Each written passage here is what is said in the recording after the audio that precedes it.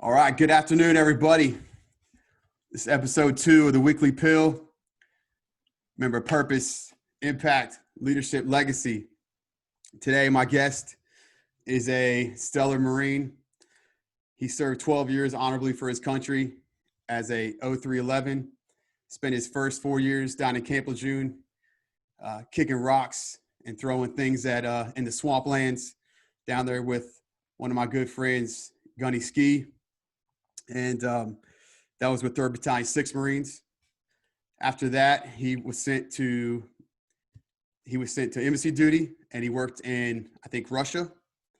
Then after that, he went to 3rd Battalion, 1st Marines, the balls of the Corps, and spent some serious time in combat. And he was a squad leader for 3rd Battalion, 1st Marines during Operation Phantom Fury, the Second Battle of Fallujah. And that's where I got to meet Staff Sergeant Kyle. Then he was a sergeant. And after his time with 3-1, he went to Quantico as a cadre with TBS. And now he has a very unique company that he's co-founded with some other Marine brothers, called Liberty Risq. And I really want to bring him on because he's done great things, but he's going to continue doing great things with our heroes and those that we remember, but also now he's helping out to give you something to be a brand of with your service. And he's got some great shirts out there, some great hats. So give it up for Staff Sergeant Jason Kyle, also known as Liberty Risq. So what's up, brother? How you doing? What's up, man? I'm doing good. Thanks for having me on the show. Yeah, man, of course. I just started this out, and like I was telling you, it's just, I want to give people the opportunity to just talk about what they're doing, but also know that the Weekly Pill means, hey guys, everything I need is from within. And all I need to do is reflect. And if I'm having a hard time, just reflect on the past to help you in the present as we continue to grow for the future. And, I want to bring you on because, your shirts that you have are something that is just kicking hard, man. A lot of dudes are starting to buy these shirts. I'm starting to see them on social media, and the hats. And I wanted to give you a chance to talk about what you guys are doing, but also share kind of like what made you who you are. So let's go ahead and kick it off with, just tell us a little bit about yourself and how we got to today. Yeah, man. Like you said, I did 12 years in the Marines as an 03. Prior to Marines, I kind of knew that I knew the military is in my blood. I don't know at what point it happened with me, because I didn't come from a military family. Like nobody in my family is from the military. I was just some, country ass kid living in a little podunk town in Kentucky. And initially started that I had a love for like airplanes, so I was just like building model airplanes and stuff like that. And then, I was a big history buff growing up, loved history, and with any good history, wars are involved, right? Any history book, you're gonna read about that. So I kind of, found the interest in that. And then my freshman year, I saw a Marine in a uniform. I was like, you know what? I think I'm gonna join the Marines. Uniform looked pretty tight. And then one of my good friends like, dude, the Marines is the hardest one. You'll never do it, And then from then it just progressed. I was like, I'm gonna do this, So needless to say, I joined. And then my military career was actually good starting off, better than what I could expect it, because I wasn't anybody in boot camp. I wasn't like a squad leader. I was short. I was like the second shortest dude from my platoon. And then SOI, I just tried to keep quiet, keep my own. And then I got to the fleet, and then was with a couple of my other buddies that I went to boot camp with. And then my roommate, Tim Martinez, real competitive dude. So this dude like pushed me. So him and I were always competing for, Marine of the Quarter. We were always going up for boards. We were best friends, but he kept me in check. Had a lot of fun my first 4 years, but that it was miserable. Being stationed at Camp Lejeune, it's god awful. So after that, I was hell bent on getting out, and we were in Jordan doing some training. And my staff sergeant's like, "Hey, Kyle, what are you gonna do to get out?" I was like, "I'm joining the Peace Corps." Staff sergeant, travel around the world. Been a little smart ass, corporal. He was like, "No, you're not. You're gonna join MSG duty, and you're gonna travel around the world." I didn't even know what that was, right? So we got back. I ended up reenlisting within a week after that field op. He kind of like just punked me out to reenlist. Did embassy duty. Russia and Colombia, both of them was a good time. It's a whole different experience, being a Marine on embassy duty. Some of these posts, like you have a driver, you have a maid, you have a cook. It's a different ball game, but you're held to a total different standard. You're a Marine, you're tough, but you also got to be diplomatic and know how to hold the fork. So that can be pretty tough for some Marines, Yeah. Roger that. Yeah, definitely. I can only imagine the stories you have, the Liberty Risq stories you might have for that. Yeah. Liberty Risq, definitely. Liberty Risq actually started in North Carolina. Been on the boat, man. Been at some of these Liberty ports. It's it's and we can maybe get into some of these stories a little bit later. But yeah, that's where Liberty Risq started, and that's when you start hearing the term, Liberty Risq, like Libo Risq, like this person's on Libo Risq because they did something stupid last night or whatever the case may be. This guy. Just as guilty, man. Yeah. So was Myrtle Beach ever one of your spots? Myrtle Beach was one of my spots. Yeah, me too. Yeah. I remember being a PFC, and you hear that phantom knock at like 6:45. You're like, oh shit, somebody didn't show up for duty. Everybody be quiet. You get that window of opportunity. Like just running into the car with like $20 in your pocket, go down to Myrtle Beach, and have the best night of your life. But being a broke ass PFC, like we stayed at some place. I remember one time we went down to Myrtle Beach. It was like 5 of us, and we all chipped in and got a hotel room. And when we went in the room, a homeless dude was in the bed, and we're like, dude, like this is our room. He was like there goes my picture again. All right, we'll let it hang. Man. Yeah. So a homeless guy in the bed? The homeless guy's in the bed, right? And then he's like, dude, it's our room. And he's like, would you mind if I stay here? Like a 5 Marines. He's like, dude, fuck it. Go to sleep, man. And we had our party, left, came back. He was still in the bed, dude. We just let him sleep, Because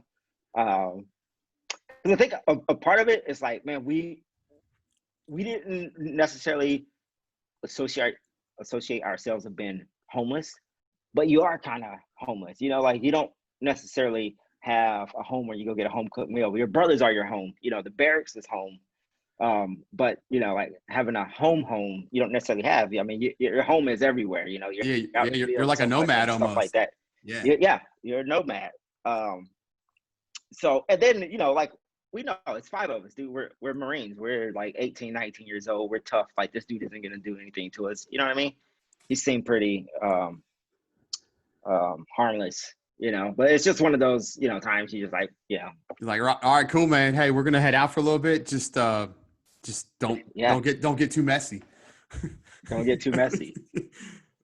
So I got a question about. So there's a guy that we both know that you served under. And I ended up working with as a civilian contractor teaching combat skills, Charles Wazinski. So you know him as Gunny Ski.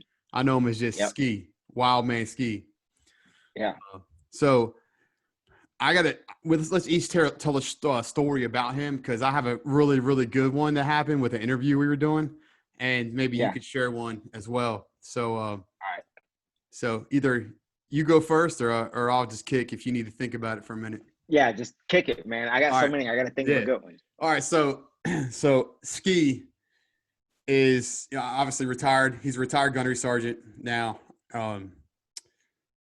He was with Lima 3-6, correct? Right. Yeah. Okay. The reason I remember that is because we were in an interview. He and I were both team leaders at our last job, and we were interviewing this candidate to get a job with us. And he was an honorably discharged Marine. He's in there in his uniform, taking it very serious, doing a good job. And next thing you know, he said, I was the training officer the training NCO for Lima 3-6. And Ski in an interview, civilian Ski, he goes, awesome.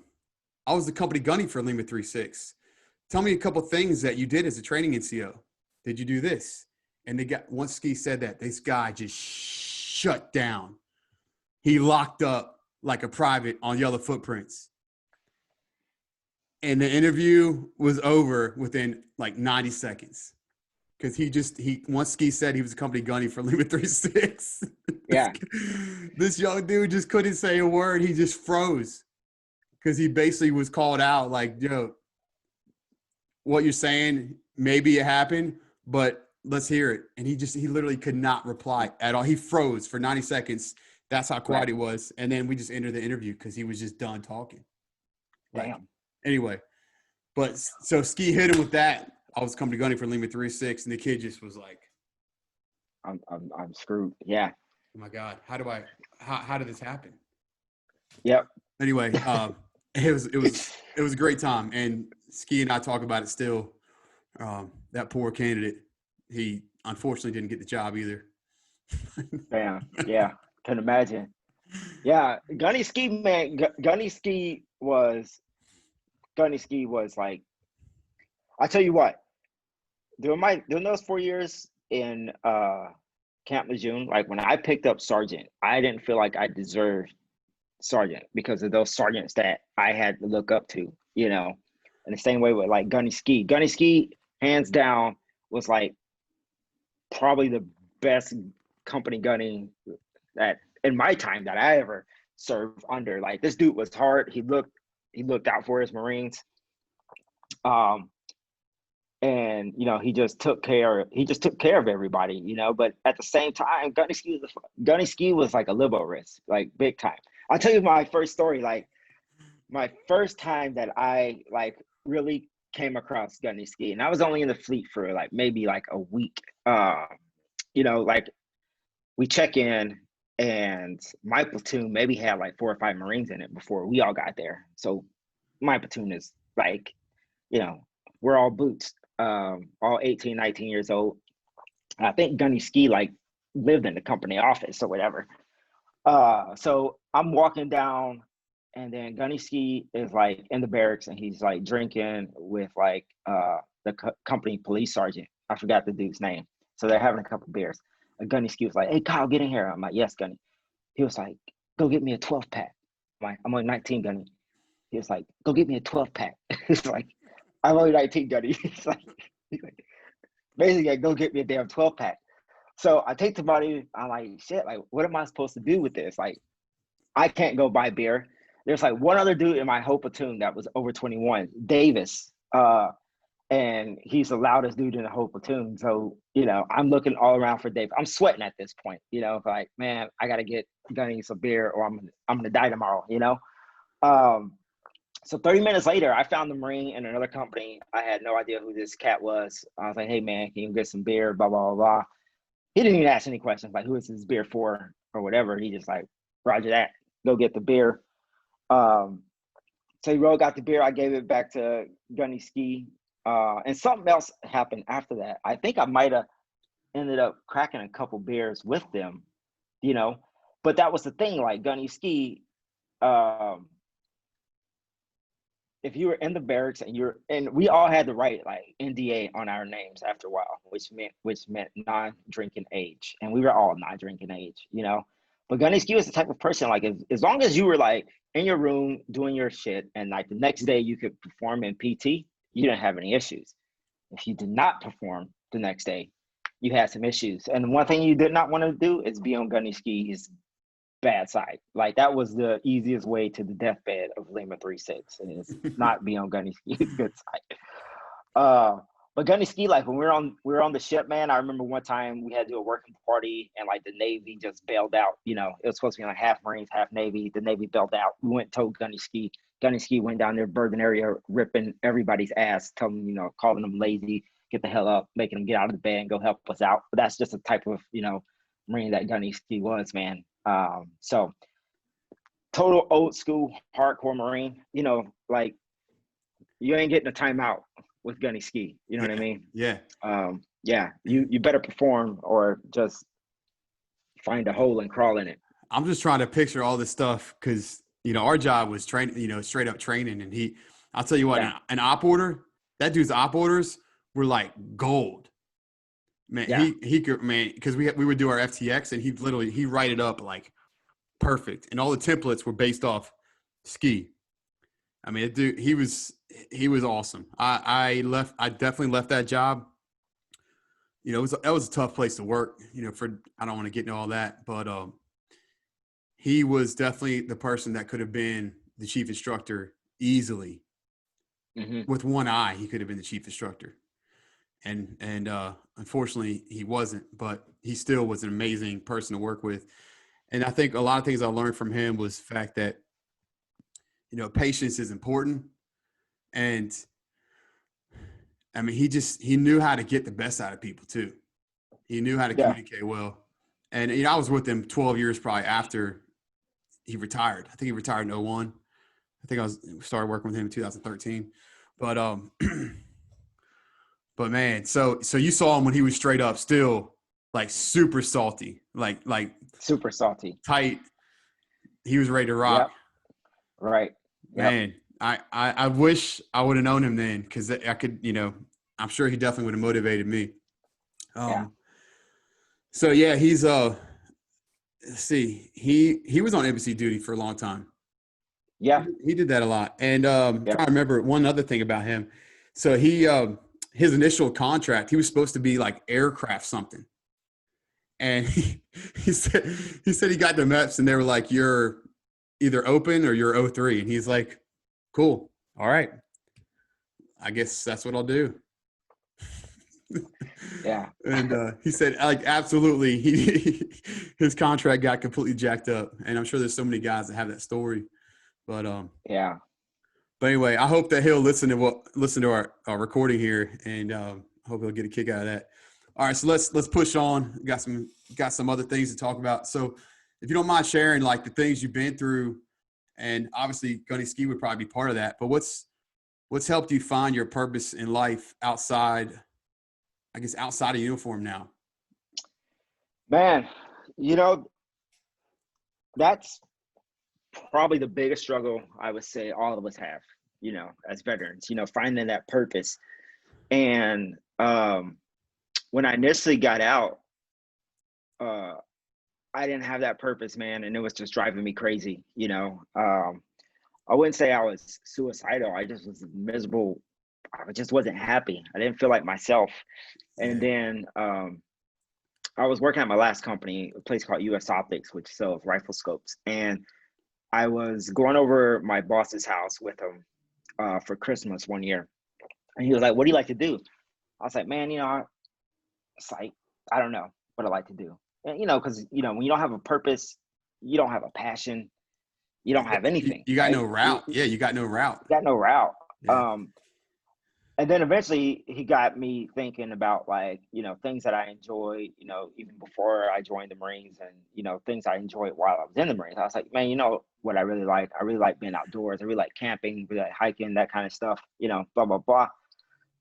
So the next day, him and his wife went out and bought me everything I needed, like all the backpacking, camping gear that I needed.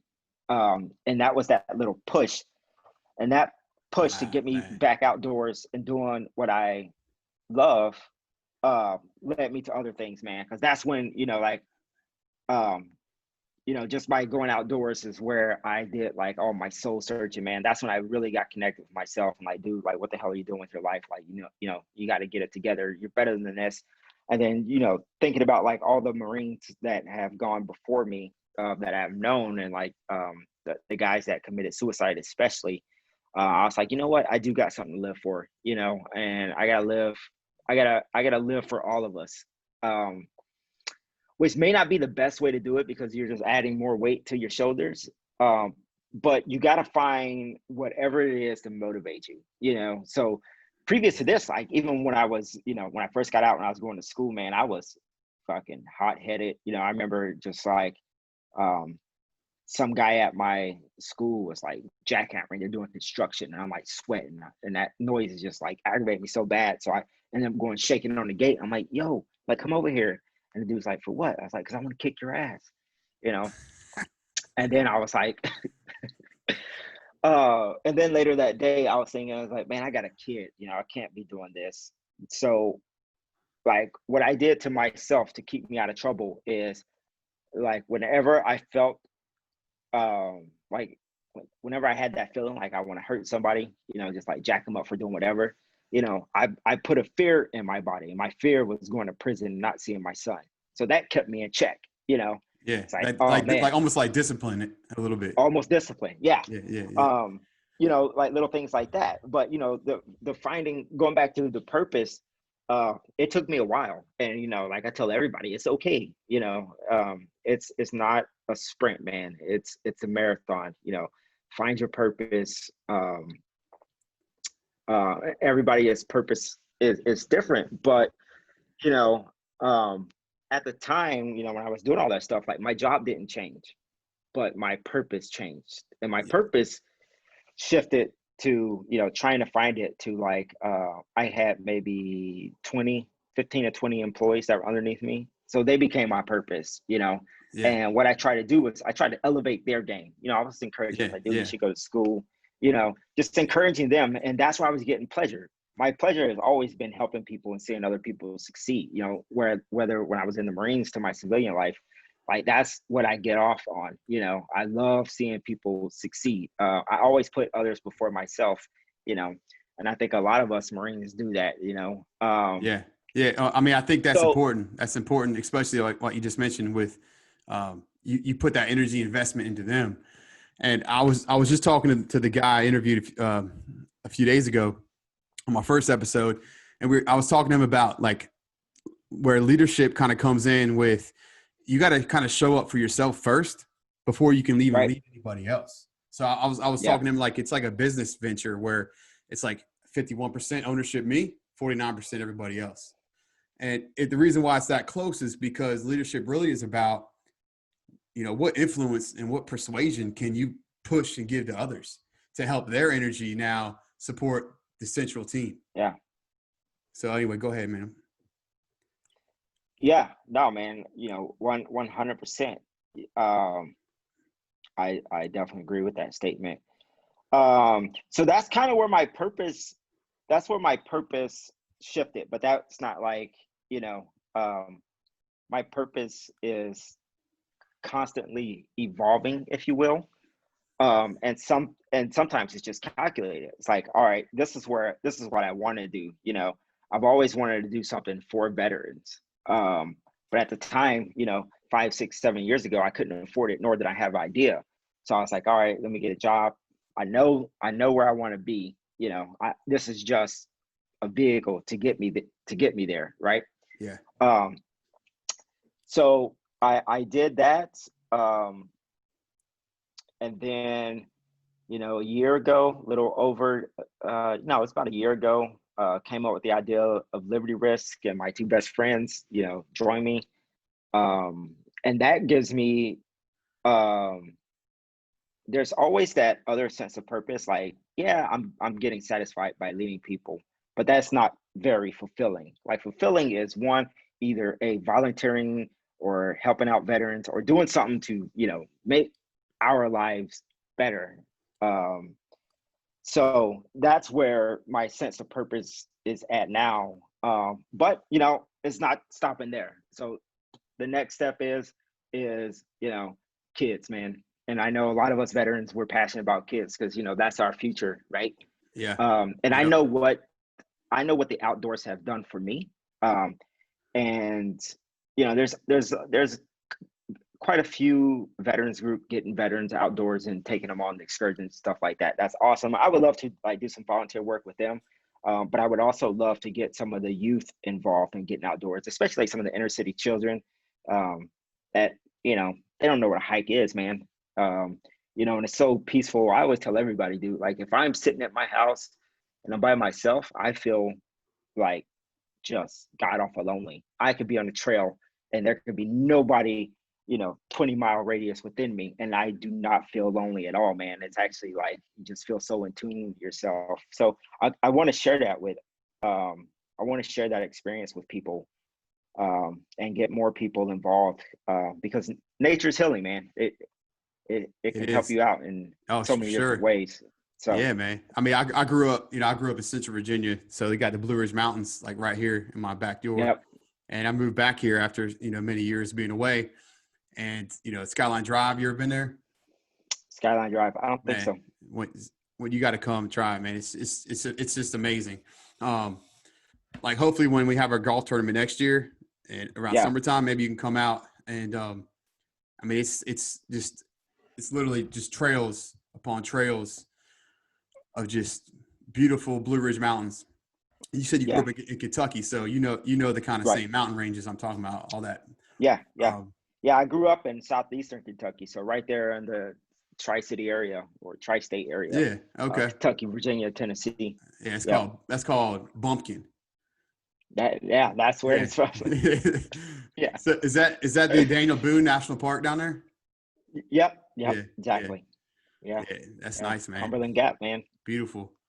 I got some family down there in like Marion, Virginia, down there by the close to Bristol. That's cool, man. So obviously you talked about inner city. You know, I work full time for a huge school district, one of the largest in the country. And I get to do all the crisis management stuff, but you know, one of our platoon, or I guess you'd call it, company mates during the battle, Lieutenant Iskell, you know, he's now running for mayor of New York City. I saw that. And, you know, talk about someone that can help you get connections with inner city communities. He'd definitely be a good one for that to reach out to and kind of figure out that formula. How do I start this? Right. But man, that'd be a great project, you know, because and a lot of kids, you know, in the district I work in, we have a very different dynamic of a county. And you got some kids, I can only imagine, they probably don't leave their neighborhoods. Yeah.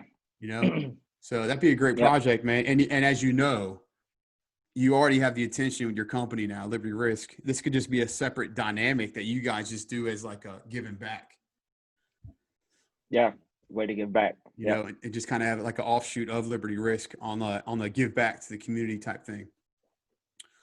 But that's definitely huge, and that will help a lot of other people if you can get other veterans involved to pull out their purpose. Well, yeah, that would be the idea, is to get other veterans involved, because, you know, and it's kind of like a twofold situation, right? We get these kids out, which is good for them. I get these veterans out, give them a sense of purpose, which would be good for them as well. Yeah. So we're all winning, right? Yeah, and I really think that's a big thing, man. I call it like service outside of uniform, you know, where like that servant heart, it really never leaves you. What happens though is, you know, we just grow, and change is inevitable, but growth is a choice. You know, and if you can grow with that servant heart, there's so many opportunities out there. Like I volunteer for a couple of different nonprofits, and I even meet with guys local in my community, little town I live in, and we meet to help. We're trying to create like an alliance of veterans around, and also businesses that are, you know, non-veteran, but just people in the local community that want to be almost like bring back ownership to being proud of your small community. Yeah. I mean, there's definitely a lack of sense of community in this country right now, man. Like people don't know their neighbors and stuff like that. Like I was raised by an entire community, you know. Same I here. think it just makes you a better person, you know. Yeah. So yeah, I mean, we need that, man, because I mean, our country is going in the wrong direction. Yeah. Well, I mean, luckily though, you know, we have 19 years of combat veterans out there, or 18 years, however you want to call it. We got a lot of people that have experienced some of the worst phases of their life already. Yeah. And I'm hoping that, guys like you, guys like Zach, there's plenty of other guys I can mention that are going to start doing great things, or already are doing great things. And that becomes, once you have that network set in and that trust, like you leading Marines in combat, think about when guys realize what you're doing now, it's going to spread quickly, and that exponential growth will occur in your vision. Right. And others will jump on that. Yeah, because I think a lot of us is just sitting on something, or we've talked ourselves out of it. Even me, I think I've always done it like this my entire life. Like, I remember when it was time to get my driver's license, I was like, man, I'm not gonna be able to do this. And then I looked at somebody, I was like, well, shit, if they did it, I could do it. And and I've always lived my life that way. If that person can do it, I can do this. And let me tell you, like, the only reason people don't start businesses is because they talk themselves out of it. Yeah. It's right there, man. Yeah. For sure. I mean, you could literally file your business license right now, and you have your business name. You can go to GoDaddy and buy your domain name, and you could be set up in less than an hour and a half. Yep. Right? Yep. Go to the SEC, State Corporation Commission. SEC.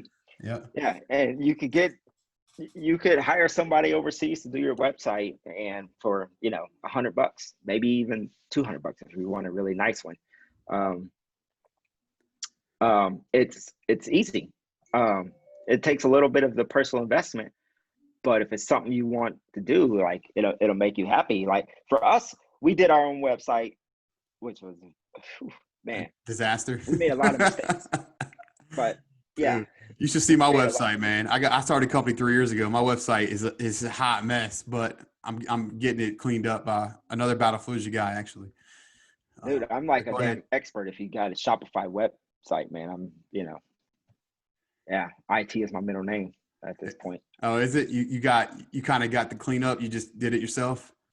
Yeah. Me, so, it's three of us, and we all three naturally fell in our spots, right? So myself and one of my other partners, Nick, him and I basically just do everything on the back end of the website. So together, and we figured it out, man. Like, there's a video, YouTube. I mean, the information is out there. Yeah, YouTube will tell you everything. Yeah, for real. YouTube will tell you everything, for real. Yeah, seriously. So if any veteran is listening to this, and if you don't get anything out of this conversation, if you've been sitting on an idea, you've been thinking about it, man, do it. Just go out there and do it. Yeah, I think the thing I would say is, I started my business 3 years ago, and I started actually 5 years ago as just like without formally being a business. I had business cards. Yeah. And what happened, so where I work with Ski, I became our lead active shooter instructor, and I started realizing, man, there's so many people and organizations and just things that need this training. Like, we got so many people out there that need active threat response training. So yeah, I was sitting there trying to figure out, all right, Marines, again, like the weekly pill, the acronym, purpose, impact, leadership, legacy. I sat down for active shooter response, thinking, how can I create an acronym that can work for active shooter response? So I started writing, and remember JJ Jid Tie Buckle? Yep. I didn't use that one, of course, but I thought, okay, that's creative. Let me think of something just real basic. So I came up with lock, so L, escape, E, alert, A, defend, D. So I came up with lead, and I added tactics to it. So lead tactics, I came up with this training curriculum.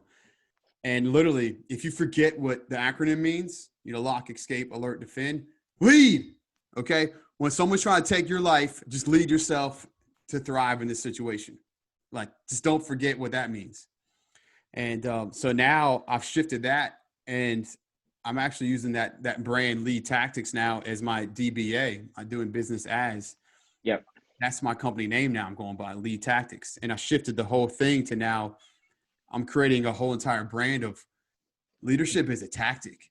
It's not something that we're born with. Some people are, but that doesn't mean that leadership ends there with God-given talent. It's got to be something that you work on and you sharpen. and it's a tactic, Yeah. not a skill. Yep. Tactic. So my plan is to take lead tactics and have separate dimensions. Well, we'll do take veterans and think about our schools, man. Like your son, you got a kid, right? I got kids. Yep. Ask your kid to show you what he's doing for the active threat drills that he's taught at school. Show you how they're being trained. You will be pissed off. Yeah, I know, man. We've had this conversation. I've had this conversation with my son, man. It's, and he even said it. It's stupid. Yeah. Yeah. So 95% of our kids are being taught very imperfect tactics to respond to an imperfect situation that you and I've been through. Right. So my lead tactics, I want to take over the entire school divisions nationally that want they can have the program for free, but you have to pay us to bring in our combat skills instructors, that combat background instructors to come in and teach lead tactics to your division. Yeah. So you can literally have a contract to use the curriculum for free, but you got to pay our guys fair labor hours to come in and do the physical labor training. And a lot of it's required by school divisions by law to do it, these trainings. So my question is, once we get enough of us out there, that's one element of lead tactics. But once you have enough of us out there, now literally you're learning from the people that have the real experience. Law enforcement officers, they definitely have the experience, but they're not like you and I, where we're always been civilians. Right. We think like the civilian mindset, and nothing against law enforcement. They have that different dimension because they are always law enforcement. So anyway, that's just, we'll talk more about it later. Anyway, so I want to create a whole training. You could even be one of our instructors, and I literally I'll set everybody up locally where they're at. And on my website, I'll have regional areas where, hey, if you want to be taught by a lead tactics instructor, look up your state, look up your locality, boom, Jason Kyle pops up. Yeah. And, but that's how we give back to our kids in my way, where we help them. Yeah. Like, remember the Pulse nightclub attack down in Florida? Yeah. 49 people killed. Over 30 of them were found sitting, well, they were dead, but they were found in a bathroom waiting for QRF. And now I'm not judging anyone who's dead. You and I have seen enough of that. But what I'm saying is, when violence is active, the last thing you want to do, unless it's your last resort, is go hide in a secondary room that has limited egress. Right. Clubs have exits all over the place. And I'm not saying that I was there, but what I'm saying is we're teaching that tactic to our kids, though, in schools, primarily. Not all schools are doing this. 95% of kids, though, are probably being taught a tactic that is imperfect and one-dimensional, where lead tactics teaches multi-dimensions. So anyway, that's one element. The other element is like do keynote speaking at leadership conferences and for organizations, whether it's a public or private organization. But lead tactics is also something I call the pack mentality. So purpose, ambition, curiosity, and knowledge. So the pack mentality is what every team needs to thrive. And if we don't, like you talked about, you had people under your last job with that security company. If we don't pull out and ask everybody we work with what leadership means to them, then how are we really growing our team? Because everybody has a different definition of leadership, and it doesn't matter where you are on the chart or the level of the team. Their perspective does matter. And so anyway, that's where lead tactics is going. I'm just starting to brand it out. My current company is called Threat Response, but I'm shifting the whole thing to have more options with it. So, all right, I'll stop. I'll get off my soapbox here and get back to my guest of the hour. So your purpose, man, I'm glad that you shared like the ups and downs of kind of where you've gotten your purpose. And it was so cool that you talked about your boss and his wife got you that gear to like, it was almost like, hey, what can I do physically to give you a boost right now in your life, Jason? Right. And that's cool, man. So So tell me a little bit about, because I know you like pictures and you talked about liking outdoors, but tell us a little bit about, like the places you traveled and why it's important to just push yourself to try to travel to new places. Well, I mean, it's kind of twofold. So it's like, just traveling in general, going to different places. I love traveling. Travel is probably one of my favorite things to do. And I'm a firm believer in that quote, the more I travel, the less I know, right? So just being exposed to different people, different groups, different foods, different cultures, it just gives you a broader view on how to look at life. A lot of people still looking at life through a straw man, and the world is much bigger than a little bubble that all of us live in. For sure. So you grow and you learn, like I like to say, I'm a student of life. Like I'm constantly learning, constantly evolving. You never know who you're going to meet and what you're going to learn, right? If you hang out with the same group of people all day, every day, you're never going to learn things outside of that group of people. Yeah. Right. Yeah, for but sure. The minute you get exposed to other people, you're going to learn other things, Yeah. Yeah. So I like to travel, and I like to, so if I could narrow it down, bring it into a story, I like to travel so I could get information to help other people, things that I've learned through my travels. I travel for myself, i.e. backpacking, camping, for myself, to make myself better so I can go get more things to give back to people. Everything I do in my life is, giving back to people, but without taking care of myself first, then how am I going to give back to people? Yeah. So when I do all my camping, when I do all my camping stuff, like that's straight for me, man. The times that my kid come with me, that's for him. I like to expose him to the outdoors. Make sure that he knows there's a world outside of video games and his friends, because I think that's important too. And it's a time for us to bond, the conversations that him and I have, or we're out in the woods sitting around the fire, those are moments that I'll never get back, For sure. And it's also like a time, like there's a lot of times when I'm out there, I just think about the fellas, man, like all the guys that we chew, some dirt with. And I reflect a lot, and I think about them a lot, all day. There's not a day go by that I don't think about people, but there are certain times when I really think about them and I really connect. And, I try to remember a lot of the funny stories, or the good times that we had. Yeah. It's just a way for me to heal, man. And especially like this time of year is always rough. This is when the nightmares come in, stuff like that, man. Because, the lead up to the Fallujah until like December is usually like pretty rough. Yeah. For me, and I'm sure for a lot of the other guys too, and it's weird how the body knows, like it's that time of year, man, Yeah. So when I went camping this past weekend, like my whole drive up, I was listening to music, and that is all I was thinking about. And then I saw some stuff on social media about Fallujah, but it still didn't connect until today when you text me. It's like, yeah. Today was day one, Day full day one. Yeah. Today was day one. And that's when it really hit. I was like, shit, you're right, man. Yeah. That's why I wanted to record today. I mean, for me too, man, because, I was attached to you guys, and, yeah. It was hard. I mean, you guys were my family while I was there. And I mean, just because I wasn't stateside with you guys, I mean, you're more connected with a unit when you're in combat with them than you are stateside, Yeah. I mean, because that's where that's what everything matters for is, hey, training is what we can control. Combat is why we train. Right. But yeah, man, for sure. You guys, and living with you guys too.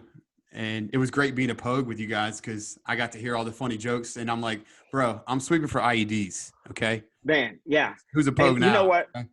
Yeah. Yeah. You know what, dude? Like, honestly, I wish when I was a young Marine that I got exposed to like all these other MOSs, like my Marines did with like you guys and the Amtrackers, and some of the other people, man. Because like at the end of the day, dude, we were all in it together, and I don't think nobody gave a shit what MOS anybody was in Fallujah because man, we were all doing it. I mean, Yeah. there was that day where uh, Abu Day got hit with that grenade, and Yeah. I'm like, Yeah. shit, That I'm was the down day to Brian me. died. Yeah. Yes, same day Brian died. It's like I'm down with me and 3 other dudes in my squad, engineers. I need you guys. Like, you guys are now riflemen. Congratulations, you made it. Um, but yeah, man, it's crazy when we sit back and think about like how much we've gone through in our life. And sometimes I reflect back on it. It's like, dude, I can't even believe some of the things that we've gone through, man. It's just hard to fathom now. It's Yeah. crazy. Well, that's what I mean too. I mean, the fact that today is the date of our first full day of the Battle of Fallujah 16 years ago. I mean, I was in boot camp August 2003. I get to Iraq August 2004. You guys were there Yeah, a month before that's us. crazy. You know what I mean? I'm like super Yeah, boot. I picked up Lance Corporal in August 2004, and that's the month yeah, I deployed. Um, it was just weird, man, because working with guys, so training up with my guys, engineer guys in California, going through Sapper School and all that, and then deploying right with you guys. And then within a month of being there, I get attached to you guys at the prison. And I'm literally a boot pogue with grunts that I've never met. And I'm out sweeping for IEDs for them. You know what I mean? It's like yeah, if you're like consciously thinking, then that makes no sense for combat. But I'll tell you what the reason why I love the Marine Corps so much is because it gave me what I needed as a young man to feel the sense of being a purpose, first off, but being on a team that literally had zero thought of quit. right. No matter what the enemy would throw at us, and we both know, and you know more than me because you were squad leader, you can't even bottle the stress that we were exposed to. You can't Yeah, bottle that. You can't bottle that, you know? Um, I mean, you can't real quick story, like the insert. Do you remember like that night we were going in? So it would have been like late the 7th of November. yeah, It was already dark, remember? They shot the Miklik, yep, cleared the train. So as soon as we're going in with you guys, our engineer truck, we blew the transmission because we bottomed out on the insert. So you guys roll in, and that safe house that night, we get to like 3 hours later because we had to cross-load all our gear and kit, all of it over to a new truck in the dark. Like right where remember the train station where training station. Yeah, Battalion HQ was? You yep. talk about a disaster, man. And you guys were rolled out, and we're just like literally on the insert. As soon as we were going, bottomed out, transmission blown. And we had to jump in the belly of this ace, like the ground pushing thing, the dirt pusher. And we waited there until we get a new truck. And anyway, so we caught up with you guys, and you were in the safe house already. It was like midnight, if not later. And they put us in this little room, like probably 9x9, maybe 10x10 room, the whole squad of engineers. And we lay down for like 10 minutes, and they like knock on the door. They're like, yo, y'all got fire watch.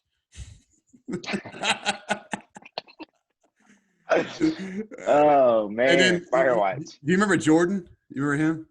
Yeah, I do Yeah. remember Jordan. Yeah. Yeah, So, yeah, that dude's a wild dude. Anyway, so me and Jordan were yeah. teamed up Firewatch that night.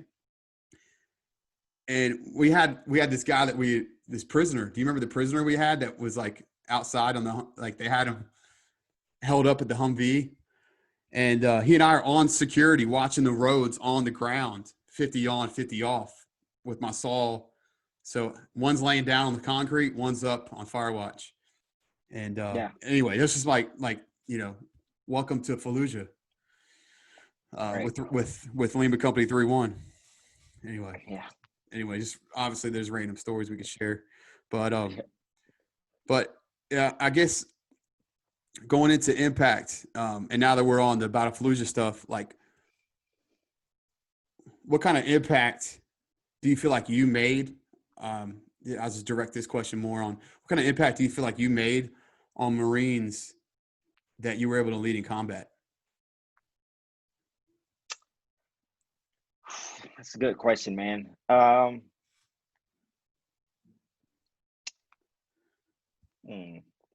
would say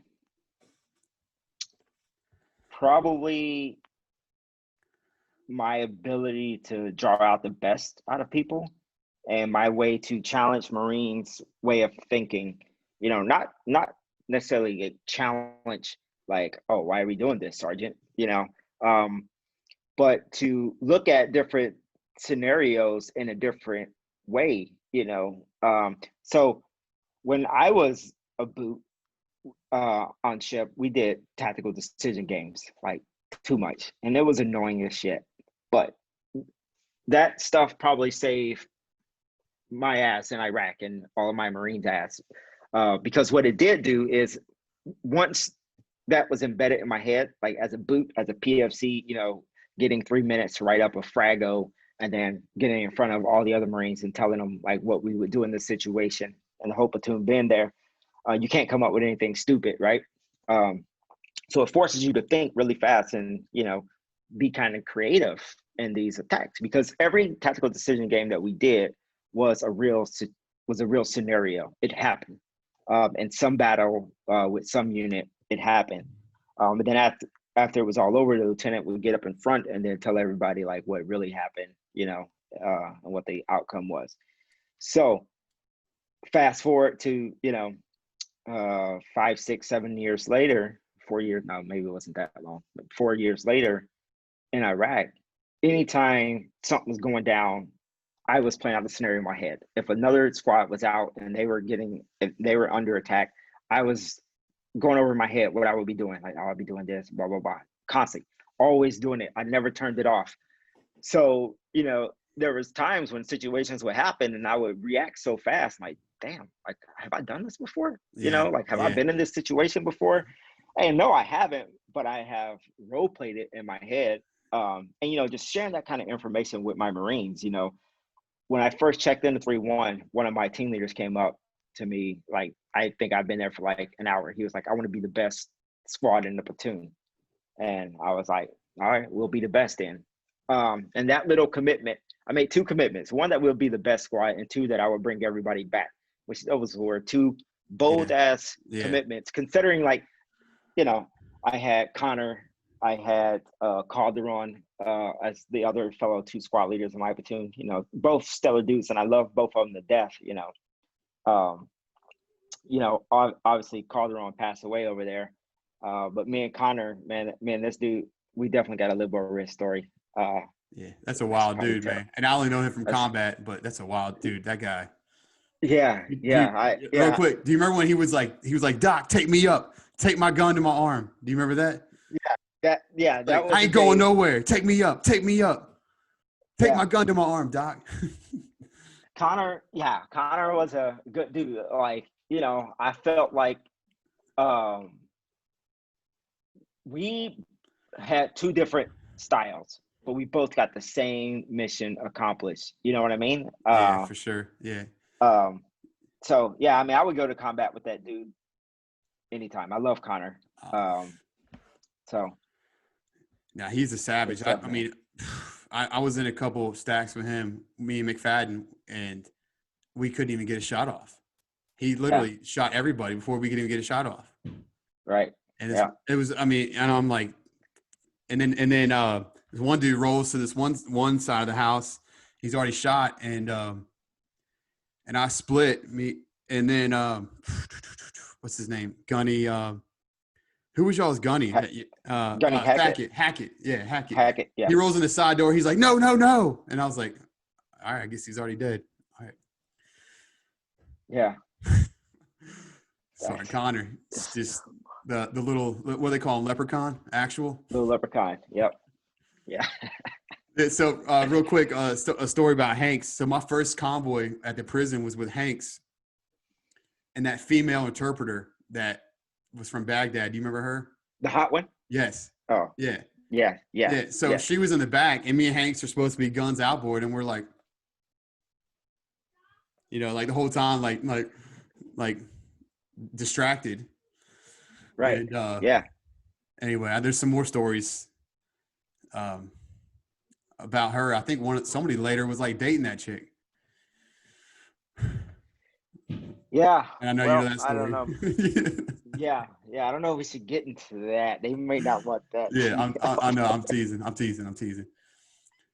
But man, but Uh, no, it's good times, man. I So mean, I got to, go ahead. no, I was just gonna say, yeah, she was pretty easy on the eyes. Yeah, she was a pretty lady, definitely. Yeah. Yeah. Anyway, but Hanks, man, that was my first exposure to Hanks. And you talk about like Sergeant Connor and Hanks, like their personality together was like, they were like almost like the same person. Right. Yeah, and that was the good thing about my platoon, man. It was like, the personalities match in the squad.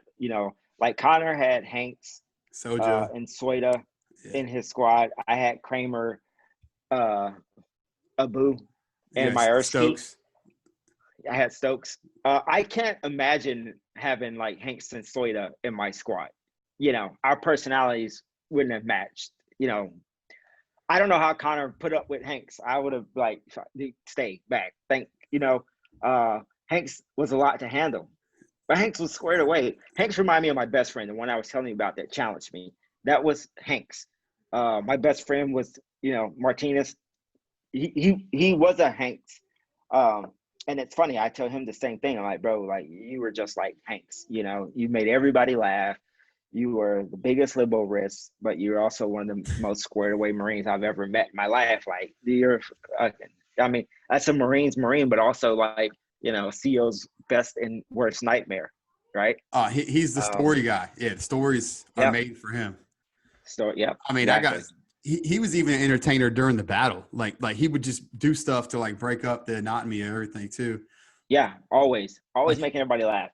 And even the day that he died, he said something. He was like, well, at least I haven't messed up my fake tooth or something like that. Like he was talking about his face and like he hasn't messed it up yet.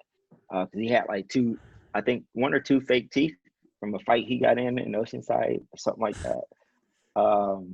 So yeah, man, that was probably like one of the hardest days, if not the hardest day, because, when Stokes got stuck in the house, and we got him out, and we were in that damn ambush that was just gnarly. And thank goodness, dude, that was terrible. Sergeant, go ahead.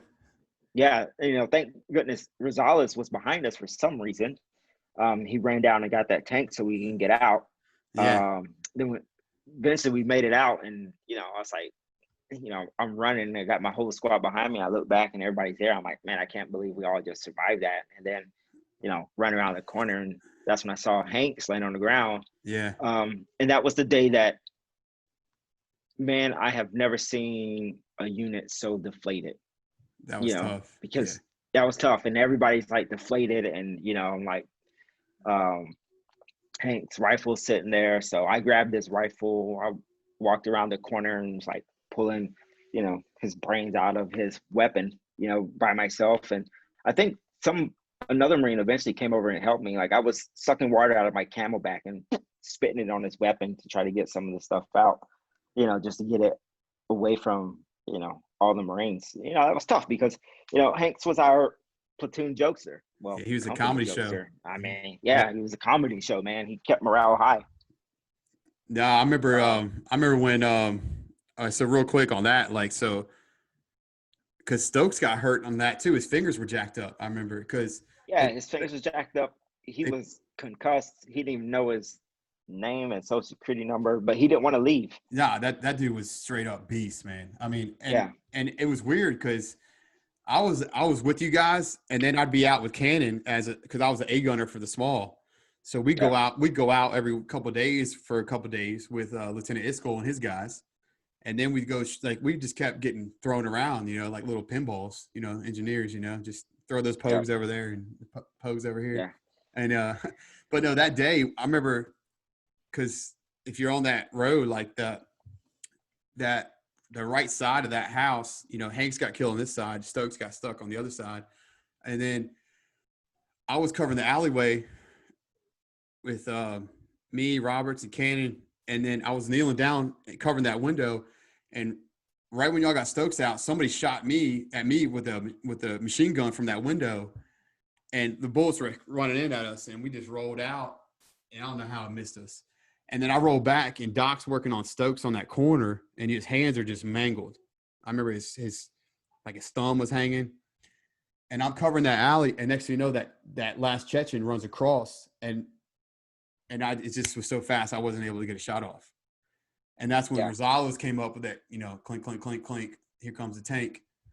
And I think he was like on top of that thing, like standing, like pointing where to shoot.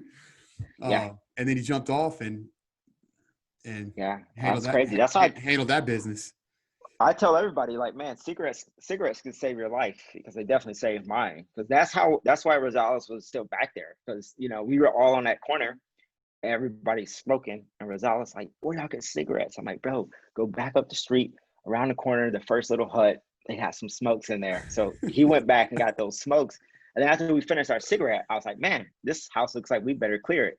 So we had just finished clearing the house, and everybody's having a cigarette after you clear a house, because at that point in Fallujah, it became that you clear a house, have a cigarette, clear the next house, have a cigarette, you know, like basically chain smoking. But how can you tell a Marine that he's wrong after, you know, kicking down so many doors, bro? Every door is like, you know, your first and last door, and it feels like you ran a marathon, you know, after you do it. Rolling dice. So, and that's when that all went down, when Rosales went back to get some smokes. So, I mean, luckily he did, because I don't know, without that tank suppression, we were in a pretty gnarly little ambush there. Yeah, that compound was weird too, because you had that back little courtyard.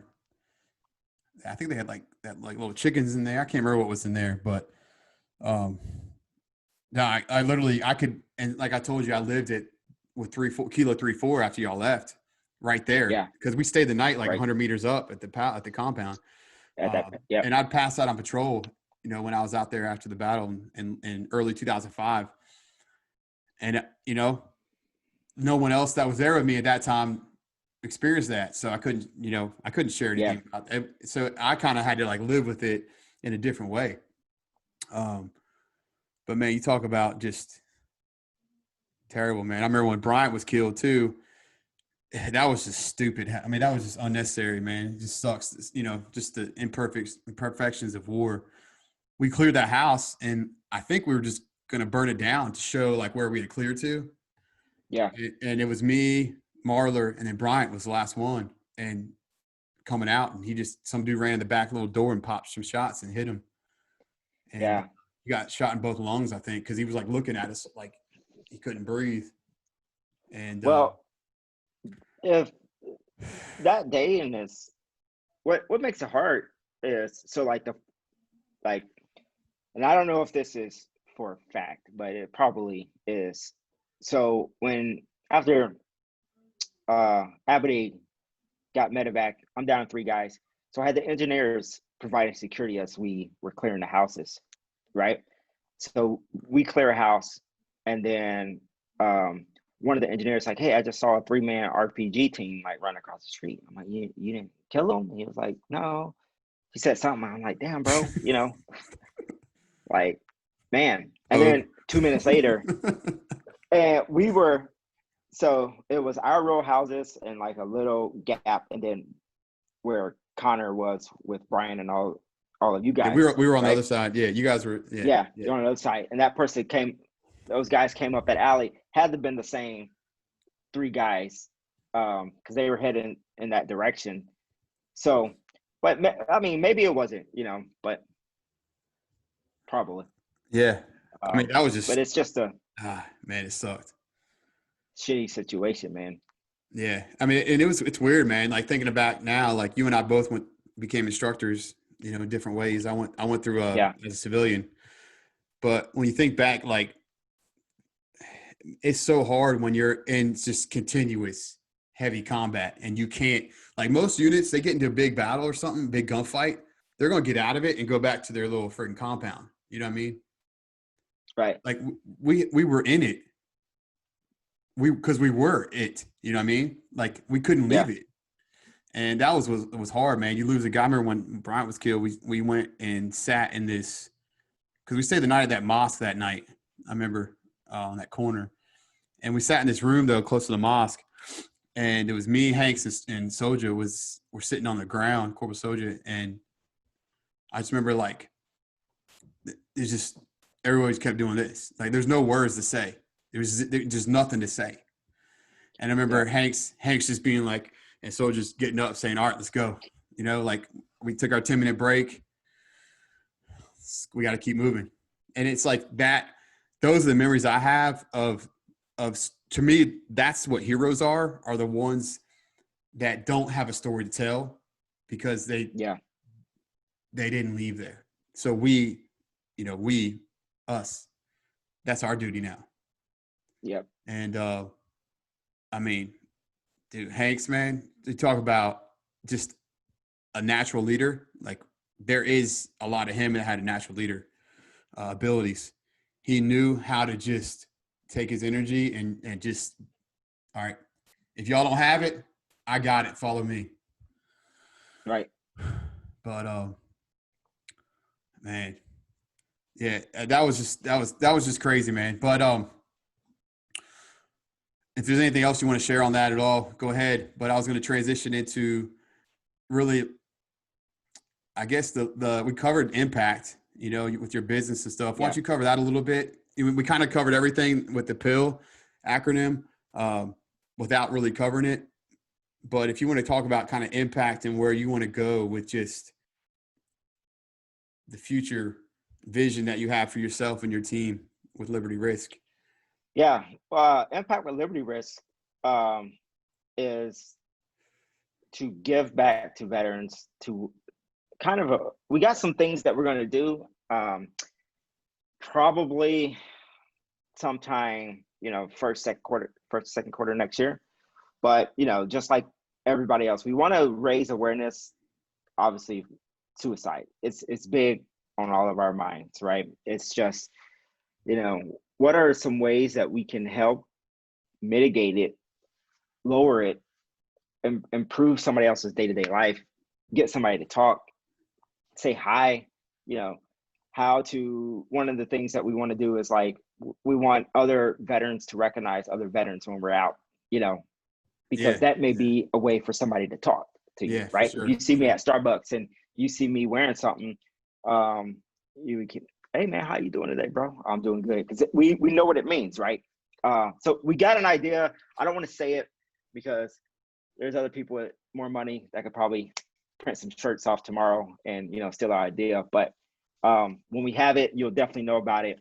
And for this idea, one of the things we're looking at is like, how can we make it the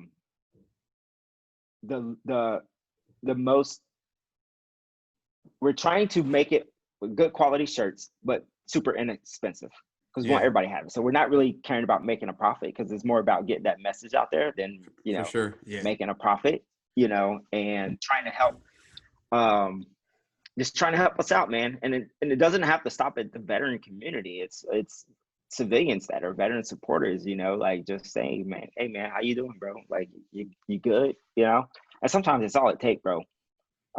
Because I remember actually the way I came up with this idea was probably about a year ago. And, for me, being a Black man, being a veteran, being someone who is like pro guns, but I'm also pro-choice. And I don't care if you fucking want to smoke weed. I don't care if gays want to get married. Like I have my thing, like we all do. But I just felt like, man, I served this country.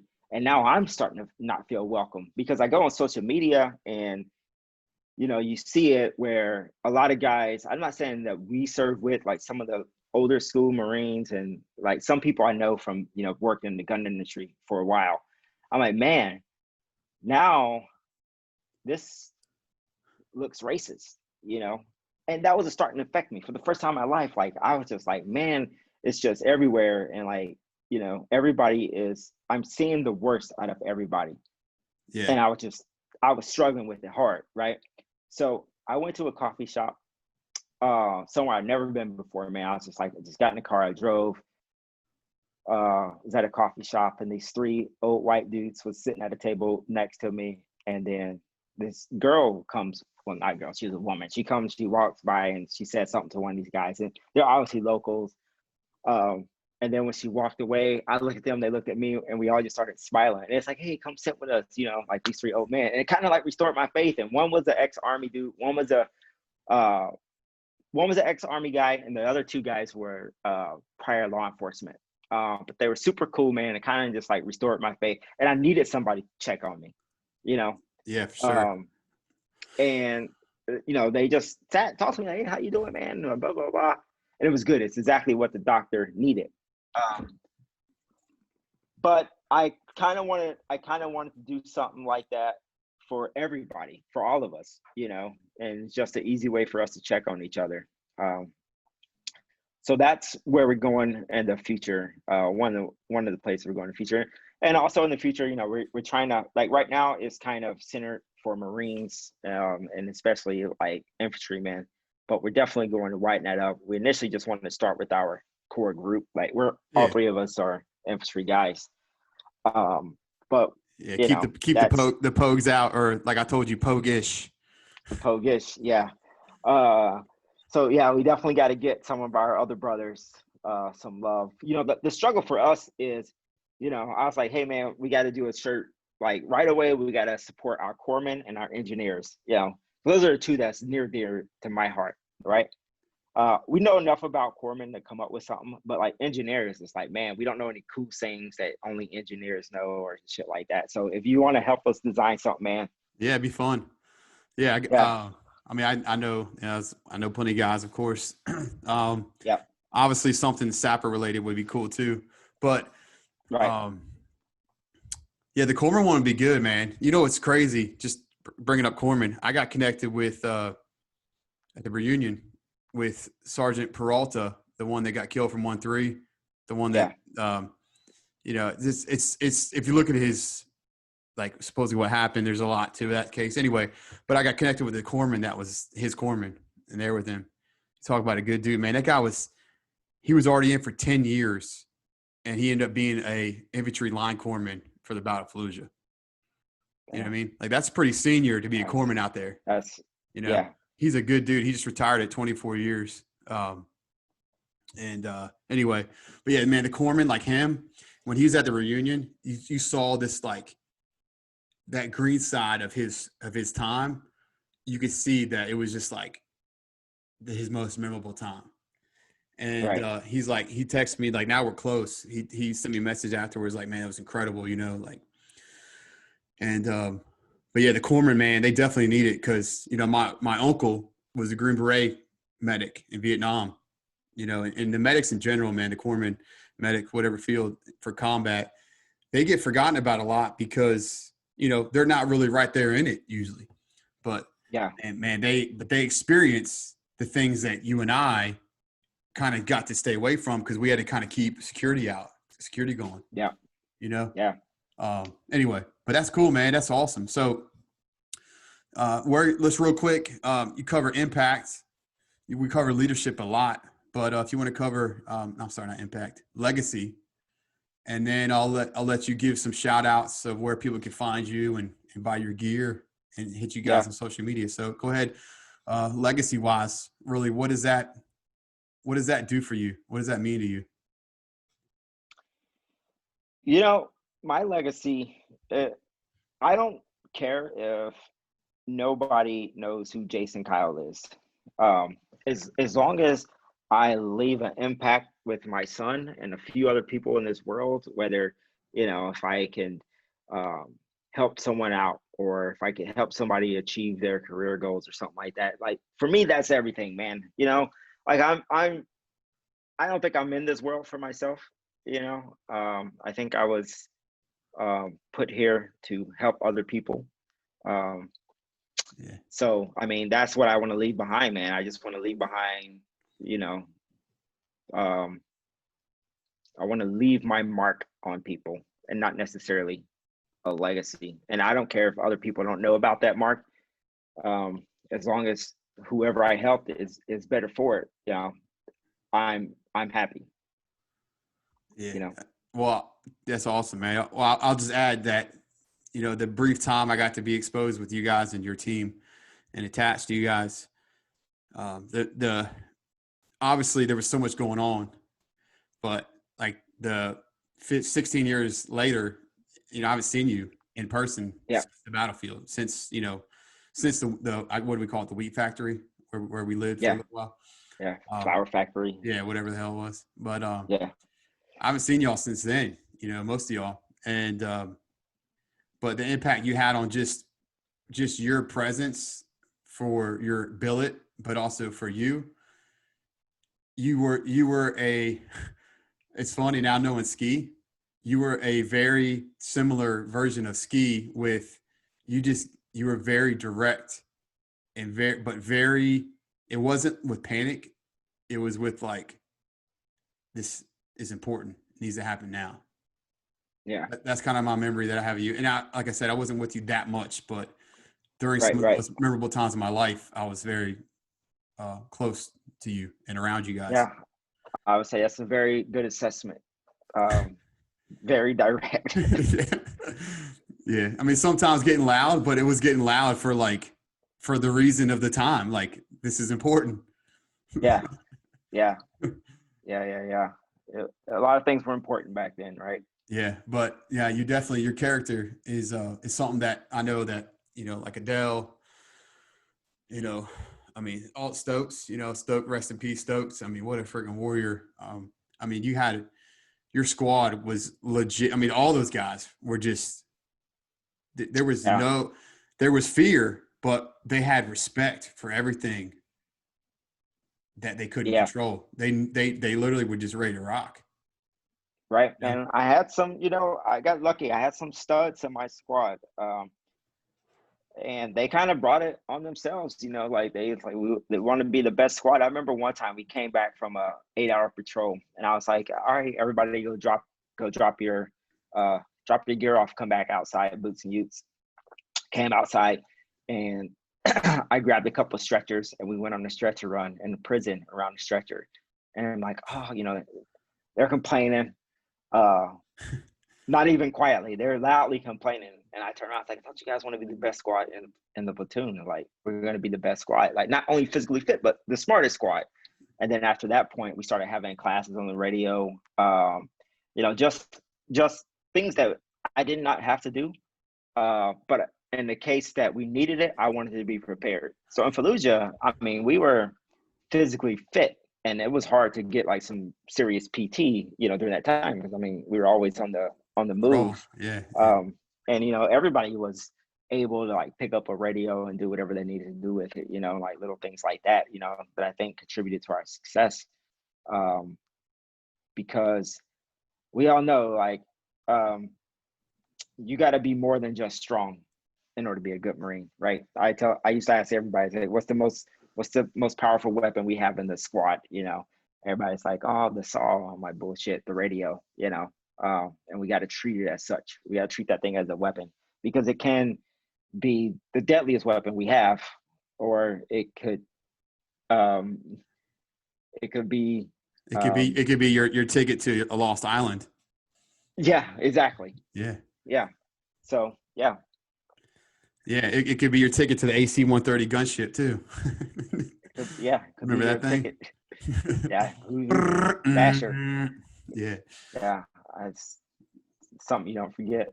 No, man, it's awesome, man. Well, I just so you know, the goal that I have to do a reunion often, but when I did the reunion last year, what I was thinking was, and I think part of it is because I wasn't, you know, in 3-1 back home, but I was in 3-1 in combat.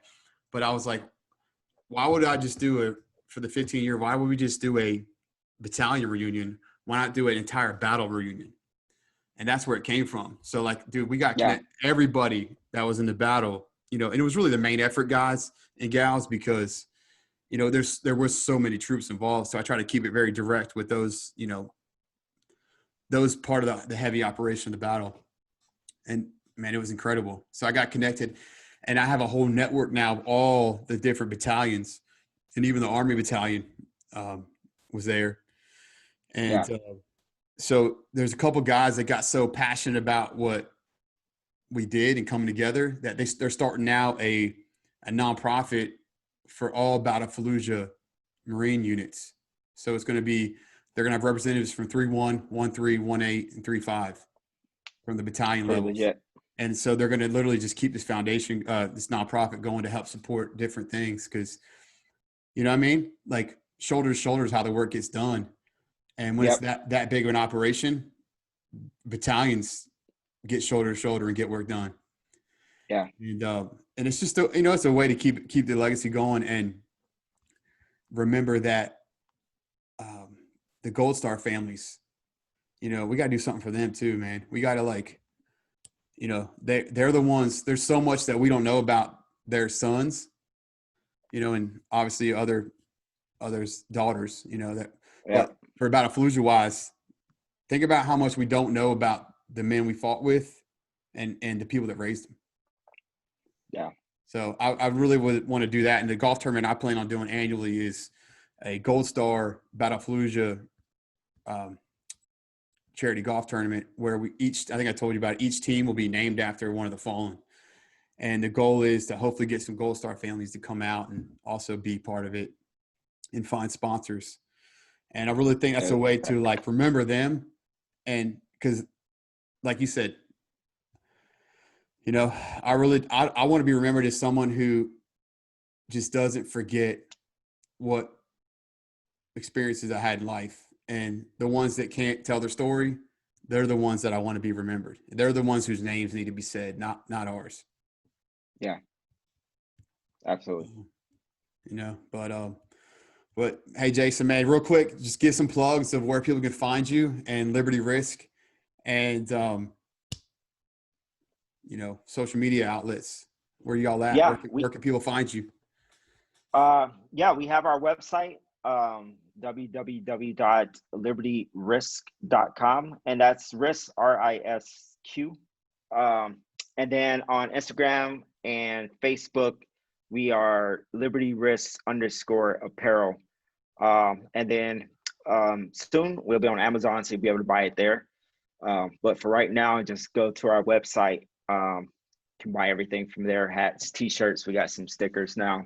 I'll be coming out with some more swag a little bit later, in a couple weeks actually. So nice. We also got a blog started. Christmas gifts, guys. Christmas gifts. It's Christmas gifts for sure. For your stockings, husbands, wives, stockings. These hats are so good. I mean, they make you look good. This is one of them. Most of our designs, we're trying to be, clean and simple. Some of them are kind of subdued, not like over the top, not like Marine. Right, you know what I mean? Marine. Yeah. Please. So like subdued, clean designs. And we're also, thinking about doing some battle specific designs, like Phantom Fury, for example. That's just because it's kind of near and dear to my heart. So I know there's a lot of guys out there proud of what we've done, but also proud to have served with the other guys that we serve with, and especially the ones that are no longer here with us. So I mean, it's just can't forget, man. That's why I got all their names tattooed right here on my shoulder. Just never forget them. That's where you can find us, man. Awesome. Yeah, man. Real quick, I tagged you in a message, I think, last day or two. Someone's trying to find the battalion fallen shirts with 3. Yeah. The one where they have the down, and they have the rifle with the boots and helmet. Yeah. I have one. Yeah, the ceremony. Somewhere. Yeah. So if I tagged you. I was like, maybe because somebody was like, yeah, we don't have those anymore. I was like, well, maybe Jason Kyle, and I tagged you, can kick off some Liberty Risq style ones. So I guarantee you those would sell like that if you could get that PDF. Yeah, I mean, we could do it. So when we first launched the company, we had Liberty Risq on all of our shirts, like mostly in the back or in the front, depending on what design. But we went away from that, so we got rid of the thing. So we could definitely do something like that, and we may be able to do it with the 3-1 association, and give them some kickbacks, a way to give back to the association. Yeah, that'd be great. That'd be give awesome. Back to the unit. Yeah, I think that'd be a good way to even start with. I could even get you connected with the 1-3 guys and the 1-8 guys and the 3-5 guys too. Just a good way to start. Like that. Yeah, well, I have all theirs from the reunion. But we can get with their associations and make sure that I mean, again, that's how we give back to, put those names out there of the guys that aren't here. Yeah, and definitely always trying to give back. And for us, we're always trying to help out other veterans. Like the guy that prints off all of our shirts, he's a veteran. He's a Marine veteran. So anytime we could either partner up or help someone out, or in this case, do something for everyone and to give back, that's a good win-win. Yeah, man, that's awesome. Well, like I think you know this. I bought my buddy, one of our engineer squad leaders, for his birthday present like a month or two ago. Yeah, that's right. The BAMS's shirt. Yeah. And hey, Grizzle, I need to see a picture. You still haven't sent me a picture yet, punk. Yeah. But yeah, I mean, when I saw that one, I was just cracked up. I was like, there you go. This is definitely Liberty Risq stuff coming out.